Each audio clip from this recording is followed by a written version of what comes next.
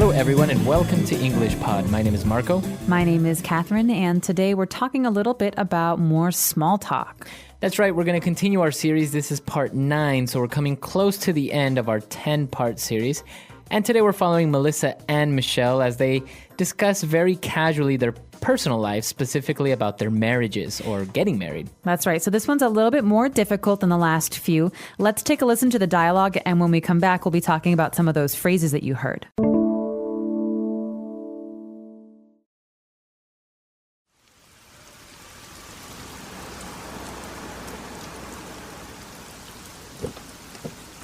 Hey, Michelle.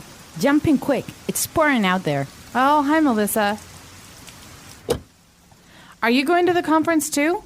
I was planning to pick up Mr. Campbell. Yes, he told me. We need to pick him up at his hotel and then go to the conference. Oh, I see. Okay. So, I heard you got married. Congratulations. Oh, thank you. I'm very excited. We were going to get married next year, but then we decided to get married on holiday instead. It was wonderful. That sounds so romantic. Jack and I were hoping to get married in Europe next year, but we had to postpone our plans.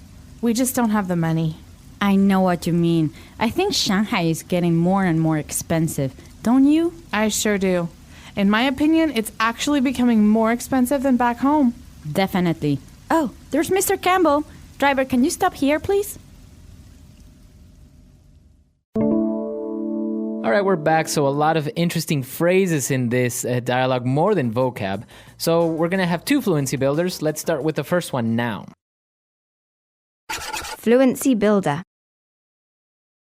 The first phrase in today's Fluency Builder is the phrase jump in. So Melissa says, hey, Michelle, jump in quick. That's right. So Melissa is actually in a taxi, and that's why she's saying jump in quick. So she is directing Michelle to do something. She's saying, jump in. So it's actually her telling Melissa, get in the car. That's right. And so we can use this phrase to jump in somewhere, which means you're going to do it very quickly. Yeah, to go somewhere, to get in a place very quickly. We could say it about a cab. We could also say it about a swimming pool. Right. Maybe I'm swimming in the water and I say, Marco, jump in. The water's nice. That's right. Or maybe you just got back from the gym and you're going to jump in the shower really quick and before you go out again. You're not actually going to jump like you jump Right. the action, but you're going to get into the shower very quickly. That's right. And of course, Melissa tells Michelle to jump in the cab quickly because it's pouring out there. It's pouring. What's pouring? The pouring, rain. Pouring water, pouring wine. That's right. It's actually, it's pouring water out there. It means it's raining very, very hard. Okay, so it's not just drizzling a little bit. It's raining very hard. It's pouring rain. Okay, so we don't have to say the word rain. We can just say it's pouring. That's right. As you can see in that sentence, Melissa doesn't say at any time it's raining, but we understand that when somebody says it's pouring out there, you know that it means it's raining very hard. Can't be chocolate. Can't be chocolate, can't be dogs or cats, right? No. All right, so Michelle gets in the cab and she says, well, we have to pick up Mr. Campbell, and Melissa says, yep, we need to pick him up at the hotel. All right, the verb here is to pick up. Now, we want to just remember this as a phrasal verb. You pick someone up in your car. You could even pick someone up on your bicycle. That's right. So, but you can see that you can say, we need to pick up Tommy at the hotel, or you can say, we need to pick Tommy up. So you can use it both ways. You can put the noun in between or after. So can you pick me up at 5? Right. Or can you pick up the clothes at the dry cleaners? That's right. It means to go collect something or someone. Right. Mm-hmm. So you can use it in different ways. You can put the noun in between pickup, or you can put it after. And all right, so they're going to go pick up Mr. Campbell. Now they're talking, they're kind of gossiping a little bit. They said, well, I heard you got married. All right, so I heard. Now, this is a very, very common way to start a sentence that might have some gossip in it. So I'm going to say something that might or might not be true. That's right. So you're not really sure if it's true or not. So this is why you start with the sentence, I heard that something, something, something. So in this case, she said, I heard you got married. Or I heard you got married, because I'm basically saying, well, some rumor made it to me and I heard that you got married, but I'm not sure. So she's asking, did you get married? If so, congratulations. That's right. That's right. So it's a very common way of starting a sentence when you are talking to someone and maybe you want them to confirm this news or this gossip or this rumor is true or not. I heard you got a promotion. That's right. Congratulations. So that's the way that you use this phrase, I heard you. Or, well, if you're using another person, I heard that Tom got divorced. I heard Susie had a baby. That's right. All right, so that's all for the first part of Fluency Builder. Let's take a break, and we'll be back in a bit with part 2.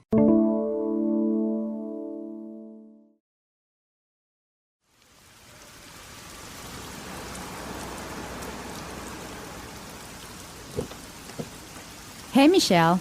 Jump in quick. It's pouring out there. Oh, hi, Melissa. Are you going to the conference too?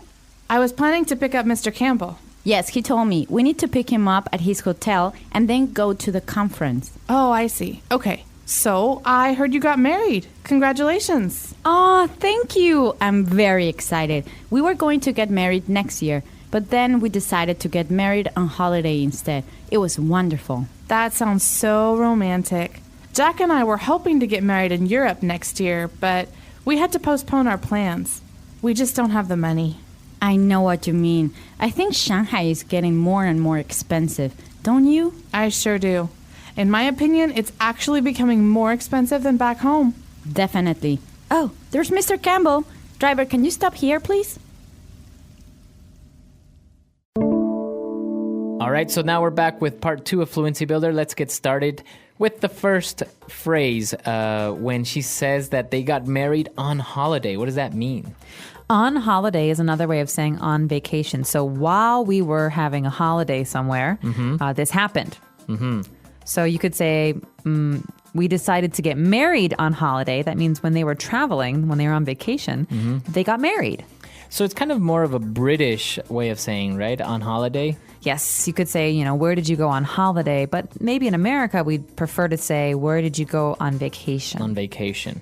So both are correct. You can say we got married while on holiday or we got married while on vacation. Both are correct. There's just a little bit of difference between British English and American English. And then moving on, she said, well, they also wanted to get married. Michelle did, but they had to postpone their wedding. Okay, to postpone something means to wait until later to do it. So you maybe want to do it today, but it's raining today, so you have to postpone until next week. That's right. So it's kind of like you had to delay, you had to wait. Yeah, that's right. So you could say that because of bad weather, the picnic will be postponed until next month. Okay. So that's the way they use postpone. Now, it's interesting because you have a P in between there, so it's postpone. Postpone. Yeah, it's an interesting word to pronounce. Okay. And, well, they also had to postpone it because of money. It's just very expensive. And Melissa agrees by saying, I know what you mean. I know what you mean. Now, this is a really common phrase, and this is something you'll hear with more relaxed conversations between friends. It means, I understand the situation, or I feel the same way. So in this case, we just don't have the money. Melissa's saying, oh, I know what you mean. It means, I'm having a hard time with money too. I don't have much money either. That's right. So you understand what she's talking about. You also agree. I know what you mean. It's just a way of agreeing with someone. All right. And then she goes on to confirm what Michelle is saying by saying, I think Shanghai is getting more and more expensive. All right, this is a really, really key sentence structure here. We have more and more, and then after that we have an adjective. So the structure is more and more adjective. So more and more spicy, more and more funny, more and more expensive. So in this case, the city is more expensive than it was before. That's right. And it's still getting more expensive. That's right. That's the main idea when you use this structure, is that when you say more, and then you add an adjective such as expensive or beautiful, it means that it continues to grow. It continues to get more expensive or more beautiful or more difficult. But remember that we are using adjectives here that are, when you're using the comparative, you can't say, for example, you can't use funny. You can't say you are getting more and more funny, because obviously the comparative for funny is funnier. So just be careful with that one, because it could be a little bit confusing. All right, so and to finish off our fluency builder, we have Michelle, who agrees with Melissa and says, yeah, you know, I think Shanghai is getting more expensive. And she says, I sure do. So she's basically agreeing. She's saying, yes, that's true. But why does she say, I sure do? Why doesn't she say, agree? I agree, or yeah, you're right. Well, she doesn't have to say it because she says, I do. The question before that was, I think something, something, don't you? And she says, I do. And then think that. So it's assumed that she also thinks this. She's answering a question. That's right. So it's an interesting way of asking a question when you say, I think the city is beautiful, don't you? So the proper way to answer that would be, I do, or I sure do. All right, so that's all the time we have for Fluency Builder. Let's listen to our dialogue one last time.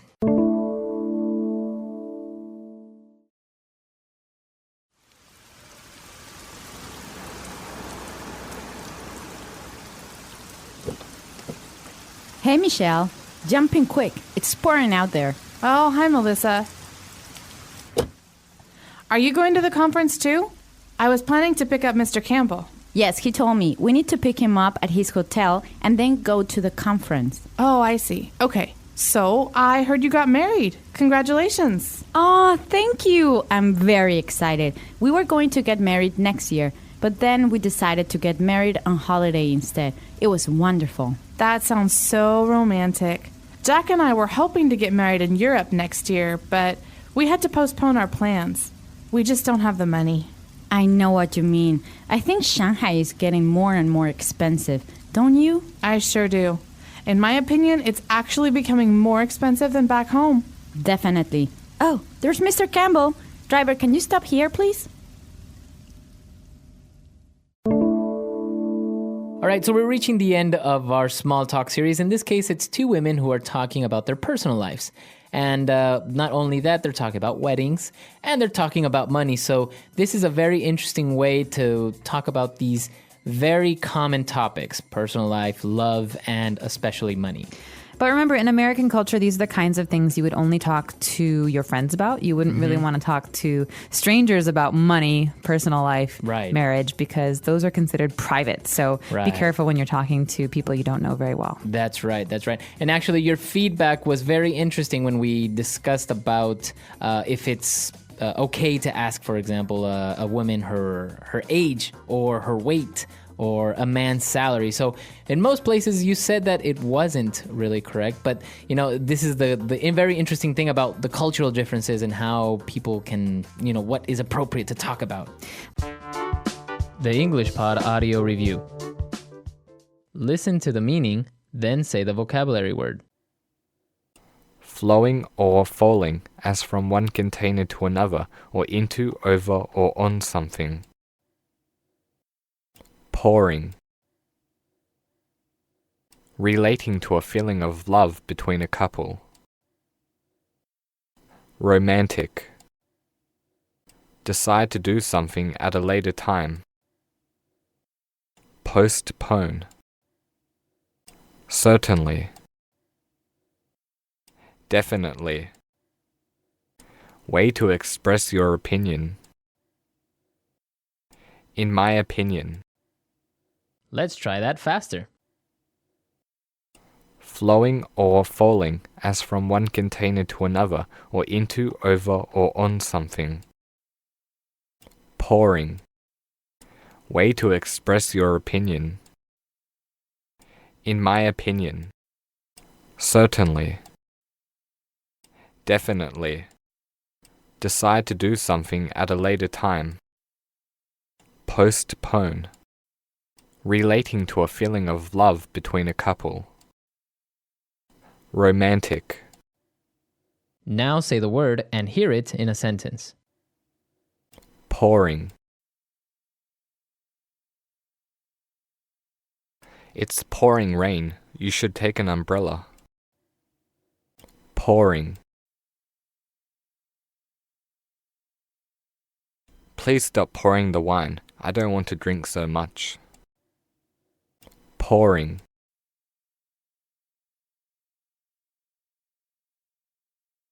My friend started pouring barbecue sauce over his hamburger when it arrived. Romantic.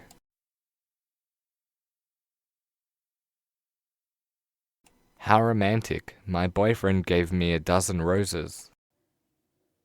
Romantic. I thought that movie was very romantic. Romantic.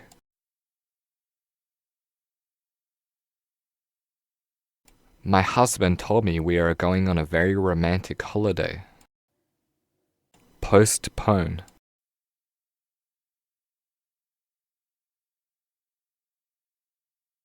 We will have to postpone our research project due to a lack of funds. Postpone.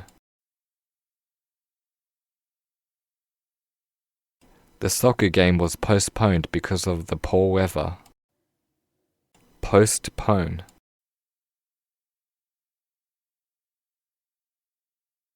I had to postpone that meeting today as I'm not feeling too well. Definitely.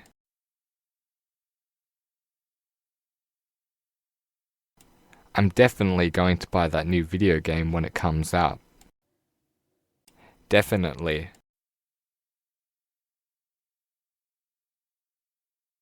My car definitely needs to go to a mechanic to be fixed. Definitely. This match is definitely going to go down to the wire. In my opinion. In my opinion, I believe that we should not eat meat. In my opinion. In my opinion, we should have bought that car. In my opinion. It is in my opinion that today's society is all about money.